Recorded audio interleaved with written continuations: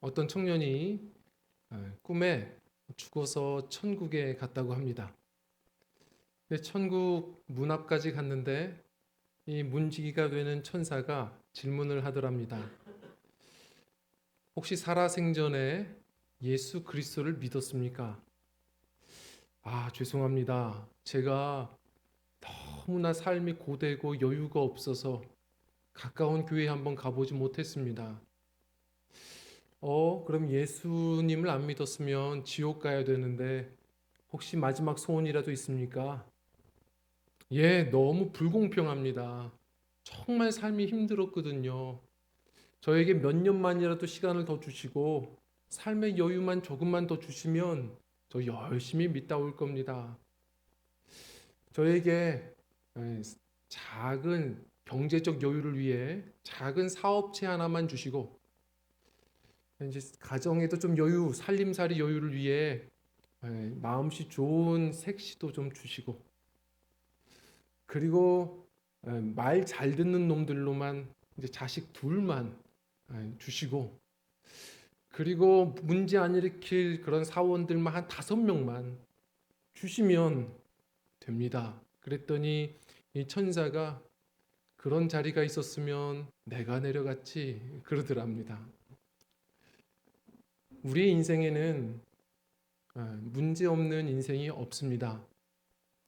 마치 산과 같아서 다들 멀리 볼 때에는 아름다워 보이지만 들어가 보면 다 쓰레기도 있고 오물도 있고 문제투성이인 인생이죠. 그저 제가 하는 이야기가 아닙니다. 불교에서는 인생을 그래서 고해라고 말했고 기독교는 인생을 광야라고 표현을 합니다. 야곱은 130년이라는 인생을 살면서 인생을 뭐라고 정의하죠? 험악한 나그네라고 정의합니다. 모세는 120년을 살아오면서 뭐라고 정의하냐면 수고와 슬픔뿐이라고 표현했습니다. 삶이 만만치 않습니다. 다들 문제가 있고 참 힘겨운 이 좁은 길의 레이스가 또 얼마나 긴지 참 힘겹습니다. 가끔은 잠시라도 좀 쉴 수 있으면 좋겠다 생각할 때도 많습니다. 그런데 성경은 분명 얘기하거든요. 예수님이 우리의 쉼터다라고 얘기를 해요. 그런데 이상하게 이 쉼이 없습니다. 제가 코로나19를 통해서 하나 배운 게 있습니다. 코로나19 확진자들이 많이 늘어나면서 저희 교회도 2달여 이상 예배를 온라인으로만 진행을 했었습니다. 그럴 때 성도님들이 가끔 연락을 주세요.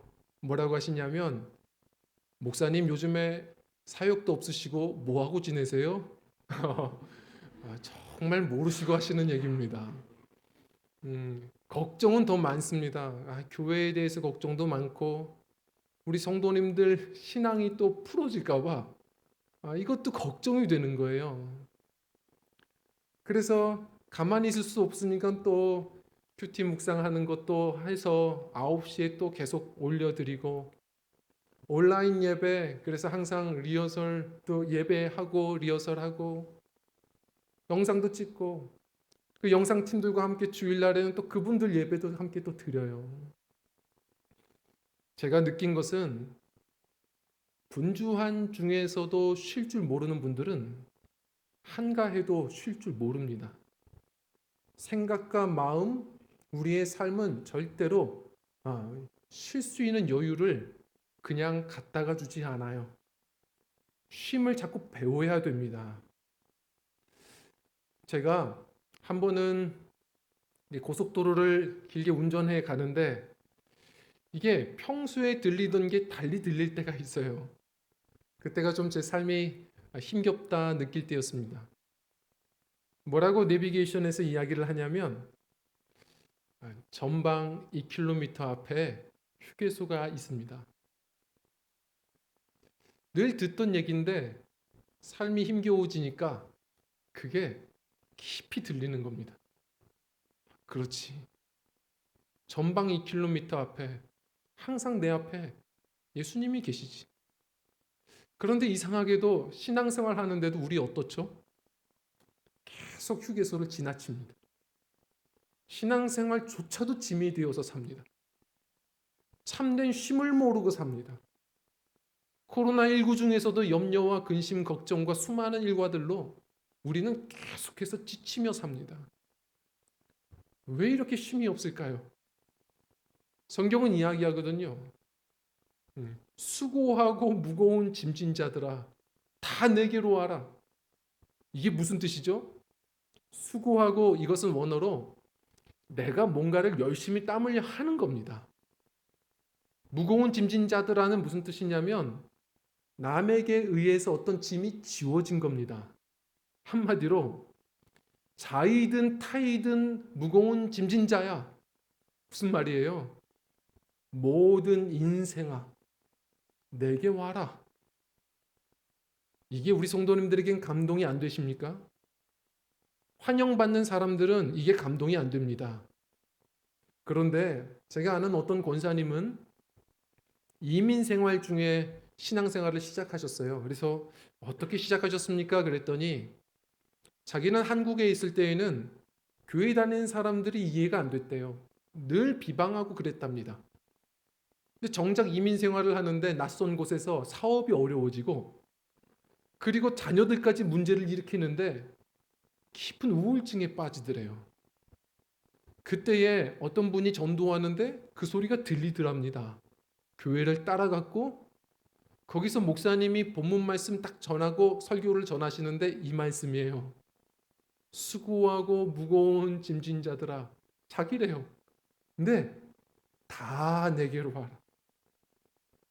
다? 왜 속으로 얘기했대요? 그럼 저도요? 저도 가도 돼요? 늘 거절당하는 인생은 이 말씀이 얼마나 은혜가 되는지 모릅니다. 예수님이 가리지 않고 나도 부르시는 거예요. 다 와라. 그리고 어떤 짐이든 다 지시겠답니다. 성경 말씀을 보면 굳이 읽지 않아도 담당하신다라는 표현이 굉장히 많습니다. 나도 알지 못하게 짓는 지는 죄의 짐, 슬픔의 짐, 질병과 가난과 인생의 수고의 짐 다 지신답니다. 주님께 나아가야 됩니다. 그런데 다시 이야기하지만 이렇게 신앙생활하고 예배를 드리는데도 쉼을 잘 모르는 겁니다. 왜요? 주님 안에 거하지 않아요. 휴게소를 늘 지나칩니다.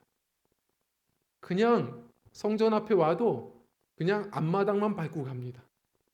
어떤 분들은 예배가 초등학교 책상이에요. 금을 딱 긋고 예수님 더 이상 안 돼요. 더 이상 넘어오지 마세요. 저는 여기까지가 좋아요. 더 이상 헌신, 순종 이런 거 말씀하지 마세요. 저는 요 정도가 좋습니다. 주님 안에 거하고 주의 말씀이 내 안에 거할 때 우리에게 쉼이 있는데 주님 안에 거하지 않아요. 딱 그 정도예요. 어떤 분들은 전당포예요. 자신의 짐들을 예배 시간에는 다 던져요. 주님 담당해 주세요. 울고 은혜 받고 근데 전당포예요. 갈 때 찾아가요. 주님이 주신 새로운 거 아니고 그거 그대로 염려하고 그대로 가지고 가세요. 우리가 예수님과 함께 동행한다고 말하면서 이렇게 쉼이 없는 삶을 살아요. 쉼은 배워야 합니다. 오늘 주님이 말씀하시는 쉼이 뭔지를 함께 좀 나눠보려고 해요. 늘 대하는 말씀이지만 오늘 이 말씀이 저와 함께 새롭게 좀 다가왔으면 좋겠어요. 새롭게. 주님이 말씀하신 쉼이 뭘까? 자, 우선은요. 첫 번째로 따라하도록 하겠습니다. 알맞는 멍에를 매는 것입니다.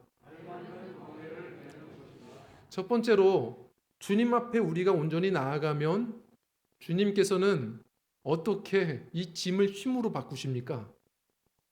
알맞는 멍에를 주시는 거예요. 아유, 내가 저럴 줄 알았어. 목사님이 저렇게 수단이 있어. 이렇게 쉬라고 얘기해놓고 갑자기 또 멍해를 말해. 뭔가 또 맡기려고 하나 보지. 다들 그렇게 생각하시죠? 맞습니다. 잊지 마세요. 주님이 말씀하신 건 다 내려놓고 포기하고 휴식하는 그런 쉼이 아닙니다. 기독교는 이렇게 딱 자세 잡고 좌탈임망하는 것이 꿈이 되는 그런 불교와는 좀 다릅니다. 예수님과 함께 일하는 거예요. 주님과 함께 동행하는 겁니다. 알맞는 멍에를 주세요, 주님이. 자, 주님이 뭐라고 하세요? 내게 오면 내가 너에게 멍에를 줄 거야. 그 멍에는 가볍고 쉽다. 쉽고 가벼움이니라. 여기서 이제 쉽다라는 말이 무슨 뜻이냐면 몸에 딱 맞다예요. 알맞다예요. 지금은 인터넷 쇼핑이 이제 잘 돼 있지만 사실 오래전에는 그런 게 없었어요. 그래서 사실 저는 뭐 청소년 때도 그렇지만 청년 신학생 때에도 돈도 많지 않은데 이제 옷을 입을 때가 항상 걱정인 거예요. 뭐 백화점을 갈 수도 없고 늘 그냥 보세 옷을 찾아야 되는데 남자 옷 가게는 또 많지도 않고 또 워낙 등치가 커가지고 잘 맞는 데도 없고 근데 길거리 가다가 좀 큰 옷이 보이면 들어가서 또 입어보고 사고 그래야 됐거든요. 제가 가장 마지막에 길거리에서 이제 옷을 샀던 기억이 지금도 나요. 평촌동이었는데 길을 가다가 옷이 좀 커 보이는 옷들이 있어서 들어갔어요. 들어갔는데 이 옷가게 사장님이 저를 위아래로 훑어봐요. 훑어보더니 제가 토시 하나 안 틀리고 그대로 기억이 나서 말씀을 드리면 뭐라고 하시냐면 쫙 보더니 저주받은 몸매시네요. 제가 토시 하나 안 틀리고 저주받은 몸매세요. 예? 체형이 저주받은 체형입니다. 전 잘못 들은 줄 알았어요. 손님한테. 그래서 제가 이상하게 이렇게 쳐다보니까 이분이 이렇게 장사하시나 봐요. 걱정하지 마세요. 저도 저주받은 몸매입니다. 두상도 있고 하체는 부실하고 우리는 뭘 입어도 어울리지 않죠. 이상하게 안 좋은 얘기인데 귀가 쏙쏙 들어와요. 얘기가 쏙쏙 들어오더니 이분이 우리와 같은 분들을 위해 저는 이런 체형에 맞는 옷들을 잘 골라다가 이렇게 전시해 놓습니다. 저기서부터 저기 있는 옷을 한번 입어보세요. 제가 그 이야기에 귀가 열려서 정말로 그걸 대보고 한 번도 입어보지 않은 스타일인데 그걸 딱 입어보고선 거울에 비춰봤어요. 놀라운 건 어울려요. 딱 맞고 어울리는 거예요. 그래서 얼마나 기분이 안 좋아요. 저주받은 옷이 저에게 딱 맞는 거예요. 기분이 안 좋아요. 근데 그러면서 느낀 게 있어요. 그렇구나. 나에게 맞는 걸 입어야 되는구나. 우리가 왜 맨날 실수합니까? TV 보다가 연예인들이 입은 옷 보면 나도 저거 입으면 연예인처럼 될 거라고 착각하는 거예요. 천만에요. 아이돌들이 입은 옷 입고서 그거 보고선 가서 사잖아요. 거울에 비친 모습은 뭡니까? 아이돌이에요? 아니요, 도라이가 있어요. 전혀 다른 이미지의 사람이 펼쳐지죠. 나를 알아야 되고 내게 맞는 걸 입어야 돼요. 멍에는 더욱 그렇습니다. 멍에는 물건을 들기 위해 짐 싣기 위해 필요한 거예요. 가방으로 예를 들자면 유치원생들이 아무리 좋다고 해서 이민 가방 들고 다니면 어울리겠어요? 등산하시는 분들이 편안하고 멋지고 튼튼한 007 가방 같은 걸로 등산하세요?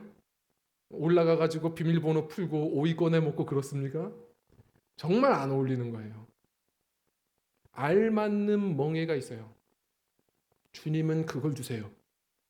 오해하지 마세요. 주님이 어떤 일과를 주신다, 저는 이런 얘기를 하는 게 아니에요. 우리에게는 이미 수많은 역할이 있어요. 문제는 뭐냐면 내 욕심으로, 내 죄성으로 그걸 감당할 수 있다고 착각하는 거예요. 신앙생활을 해도 은혜로 일하지 않아요.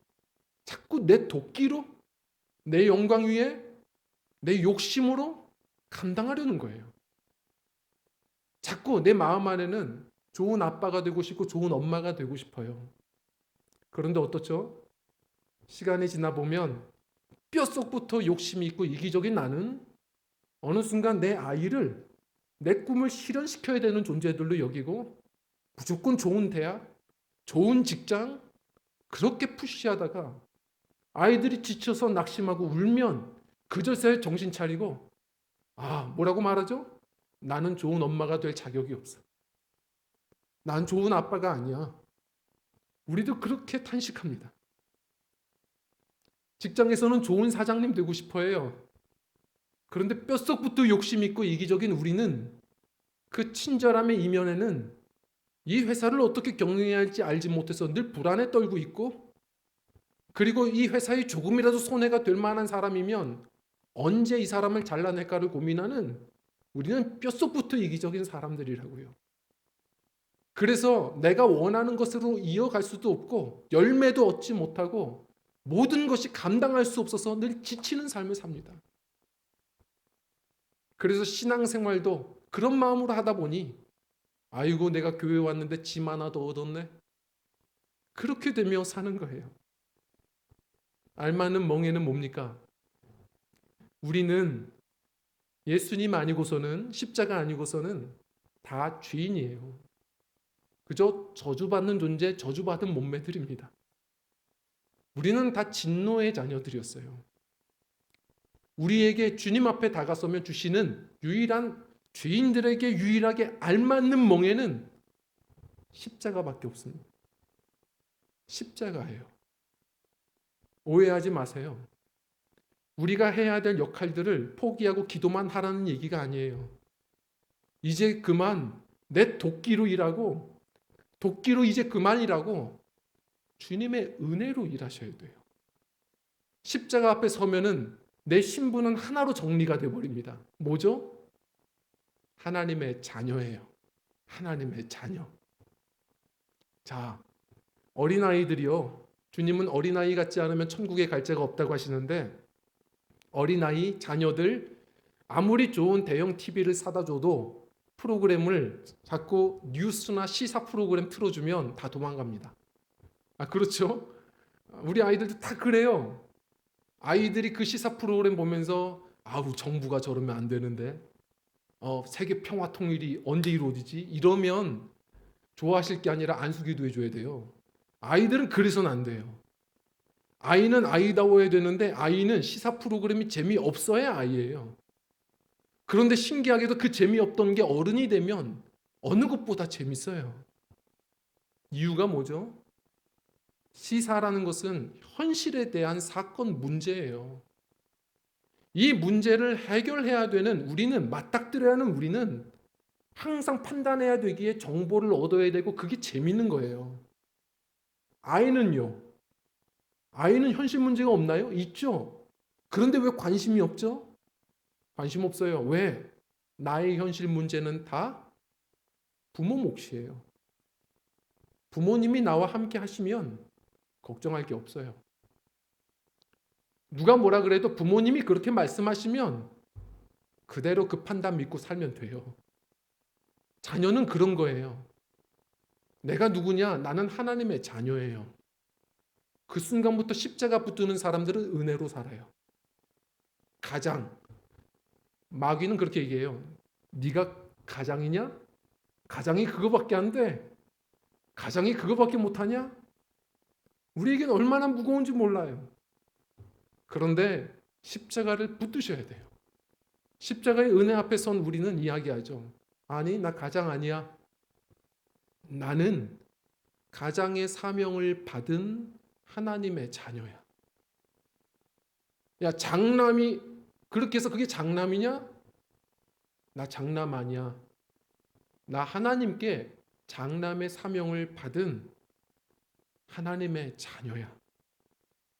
그래서 늘 무너지지 않으셔야 돼요. 왜? 하나님이 나의 아버지세요. 하나님 앞에 우리는 비빌 때가 있어요. 늘 우리는 무너지지 않고 주님 앞에 묻고 기도하며 은혜로 서는 사람들이에요. 그 일을 감당 안 하는 게 아니에요. 누구보다 잘 감당해야 하지만 이제는 그것은 나의 욕심의 굴레요 짐이 아니라 이제는 하나님이 맡겨주신 사명이에요. 하나님이 친히 감당하실 거예요. 내게 능력 주신 자 안에서 우리가 이제 일들을 감당하는 거예요. 은혜로 사는 거예요. 은혜로 일어서셔야 돼요. 자꾸 우리가 이 십자가의 멍에를 제쳐두고 모든 것을 내가 감당하겠다고 서다 보니 알고 보니 욕심으로 살려고 한 거고 그러다 보니 또 지치고 넘어지는 인생을 늘 삽니다. 십자가 붙드셔야 됩니다. 그래서 십자가가 뭡니까? 내가 죽고 예수로 사는 거예요. 오늘도 나는 방법이 끝났지만 내가 죽고 예수님 안에서 또 사는 거예요.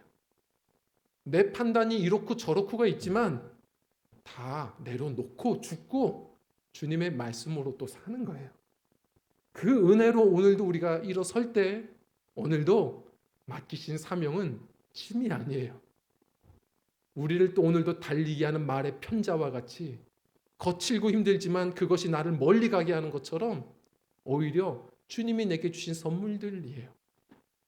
우리 주님 앞에 십자가 붙들고 그 은혜로 일어서는 우리 승리한 믿음들이 되셨으면 좋겠습니다.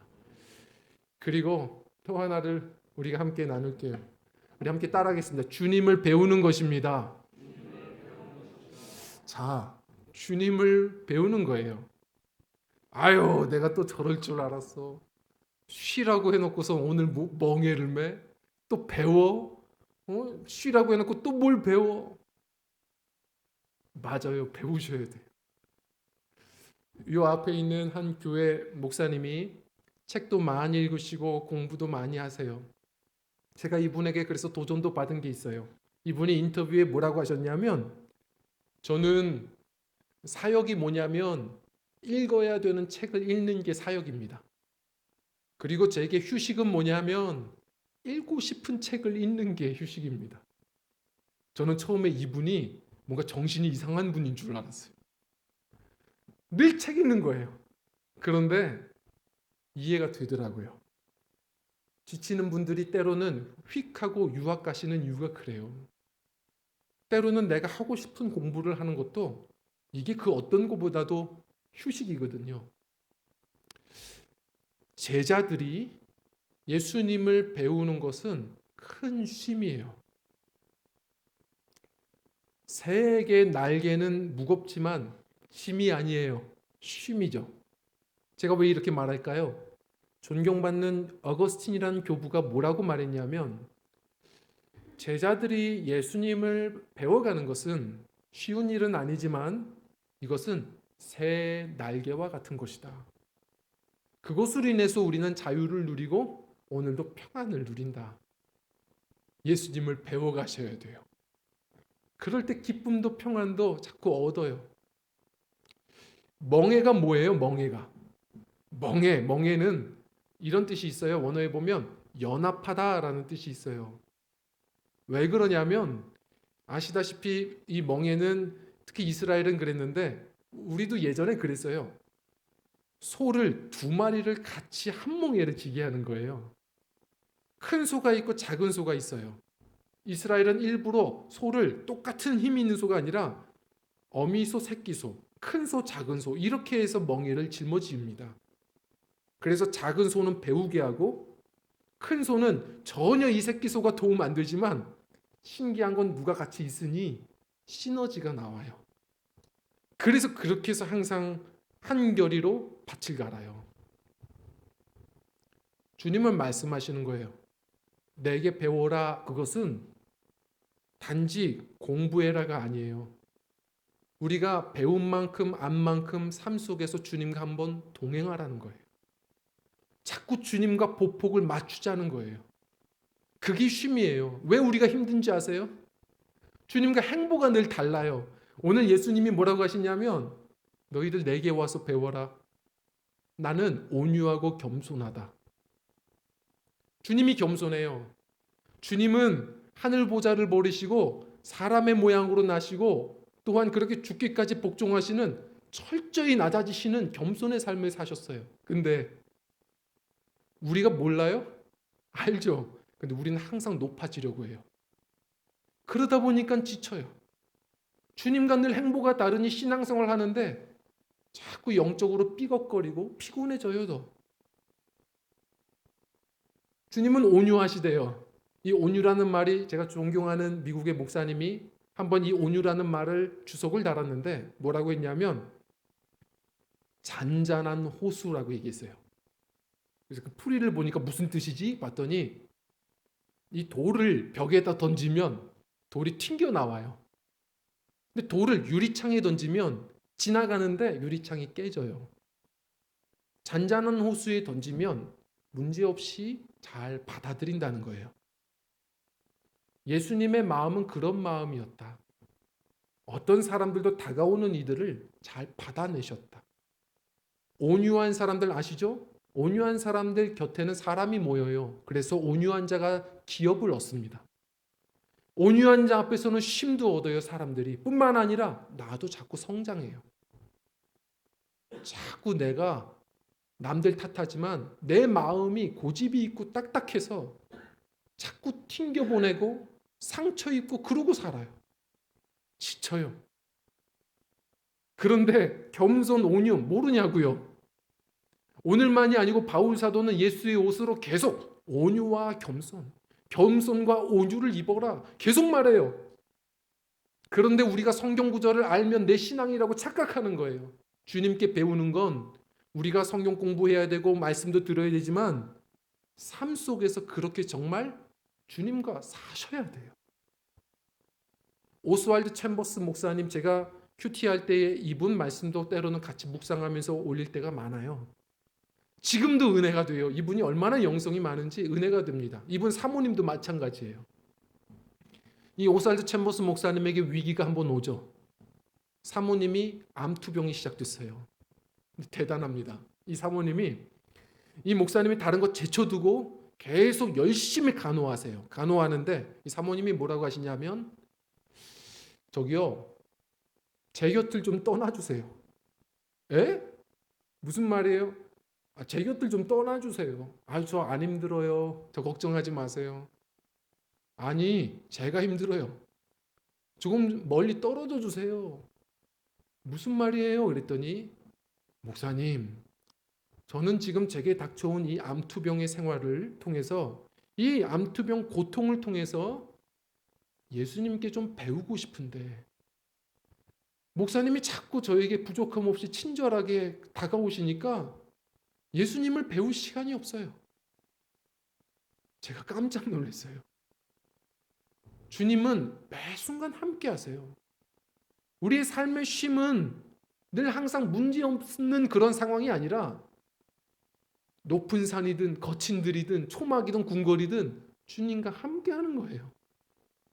주님과 함께 살아가며 보폭을 맞추는 그것이 우리에게는 큰 쉼인 겁니다.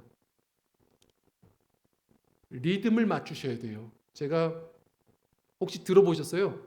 전문 오케스트라들의 이 합주를 들어보면 신비로운 체험을 하십니다. 진짜 빠른 노래인데 굉장히 빠른 음악인데 마음에 평안이 와요. 왜요? 리듬이 딱딱 맞는 거예요. 그러다 보니까 오히려 힐링이 되고 그 안에 깊이 들어가게 되고 평안이 와요. 빠른 노래인데. 그런데 반면에 유치원에서 학부모님들 모시고 발표하잖아요. 잘해요. 열심히 노력했어요. 아이들이 합주를 하고 하는데 되게 느린 노래인데 불편해요. 왜요? 자꾸 삐걱거리고 박자가 조금씩 틀려요. 아무리 분주해도 신앙생활을 하는 우리가 예수님과 행보가 같고 리듬이 같으면 우리의 영혼은 참된 평안을 알게 돼요. 그런데 신앙생활을 모르면 모르겠는데 자꾸 알면서 주님과 보폭을 같이 하질 않는 거예요. 주님이 좋아하는 게 뭔지 아는데 그렇게 살지 않아요. 주님이 싫어하는 게 뭔지 아는데 또 그걸 그렇게 합니다. 주님과 자꾸 보폭이 달라져요. 아, 저는 모르겠는데요. 거짓말이에요. 왜 몰라요? 말씀을 다 외우지 못할지라도 신앙생활 하시는 분들이 예수님 좋아하시는 게 뭔지 싫어하는 게 뭔지 모르신다고요? 거짓말입니다. 내가 그냥 편하고 싶은 거지 귀 닫는 것이지 압니다. 전에 말씀드렸나요? 저도 성도님들과 비할 바는 안 되지만 결혼 생활한 지 세보면 한 14년이 이제 넘어요. 그러면서 느낀 게 한 가지가 있어요. 10년 딱 지났을 때 느낀 거예요. 10년 딱 지나니까 도 같아요. 어떤 게요? 집에 딱 들어갔을 때 저녁에 이제 아내가 설거지하는 거 딱 보잖아요. 그 뒤통수만 봐도 내가 지금 이분께 말을 걸어야 되는지 아니면 빨리 조용히 방에 들어가 찌그러져 있어야 될지 어떤 게 안전한 것인지가 뒤통수만 봐도 알아요. 어떻게 하냐면 그렇게 살아온 거예요. 작은 떨림에도 알고 그저 같이 그냥 있어도 알아요. 예수님과 신앙생활을 그렇게 해오신 분들이 모르는 건 말이 안 돼요.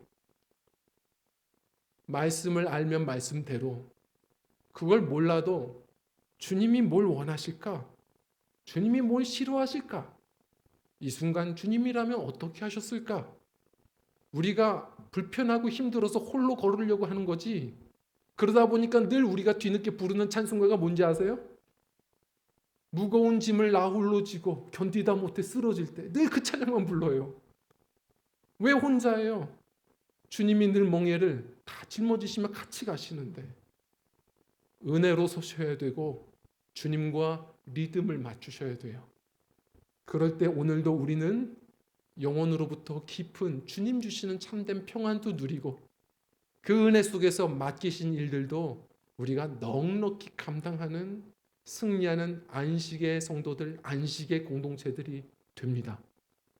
오늘 주님이 말씀하신 이 쉼을 오늘도 그냥 기억하고 지나치지 말고 오늘도 성령께서 오늘도 말씀하시는 대로 네 앞에 전방 2km 앞에 휴게소 있다 주시는 이 음성 속에 이제는 주님 안에 좀 더 거하고 주님과 동행하여 이 참된 쉼을 누리며 승리하시는 저와 성도님들의 신앙이 되시기를 간절히 부탁을 드립니다. 이 시간 우리 함께 찬양하고 기도하는 시간을 좀 갖도록 하겠습니다.